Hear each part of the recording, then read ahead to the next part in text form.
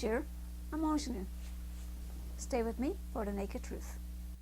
Last week we received several reports about a mischievous ghost that was haunting the railroad tracks in upstate New York.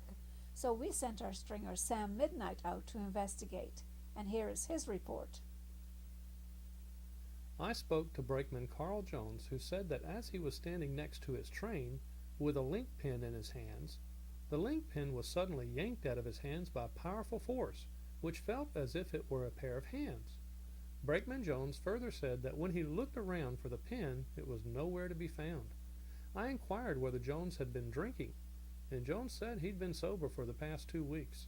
To substantiate Jones's story, I also interviewed train engineer Nell Fox, who said that in the early evening last Friday, she did see a somewhat eerie-looking ghost-like figure with a greenish, vapory body, walking up the train tracks towards her train as it was traveling at full speed. Fox said she hit the figure before she could stop her train and saw blood and body parts go flying in different directions. Fox went on to say that after coming to a screeching halt, she and her assistant Mouse walked back down the tracks to see what they had hit. They could find nothing. In examining the portion of the train which had hit the figure, they found no signs of blood or damage.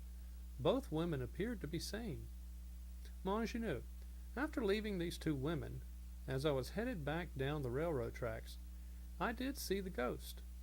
I immediately began to videotape the ghost as it walked towards me. The ghost was indeed about 8 feet tall and had a greenish vapory body.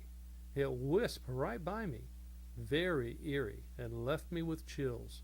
This is Sam Midnight reporting from upstate New York. Unknown to Brakeman Jones, this large ghost was seen haunting several railroad tracks in upstate New York. The video you're about to see shows a train that has been derailed. It's a cargo train and it's toppled over on its side. Apparently, it was uncoupled by the said ghost.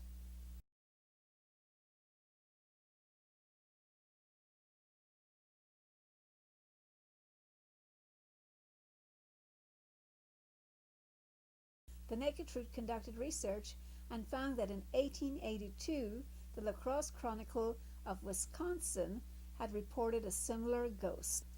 There it was seen uncoupling cargo cars, walking in front of trains, being hit by trains, and yanking pins out of the hands of brakemen. Since 1882, no further sightings have been reported about this ghost until last week in upstate New York. The following questions were posed by our viewers. Is this the same ghost that was seen haunting La Crosse, Wisconsin in 1882? Do ghosts move from state to state? And if they do, is there a ghost U-Haul that they rent? For ghosts that behave mischievously or badly in one state, is there a relocation program for them to be moved to another state?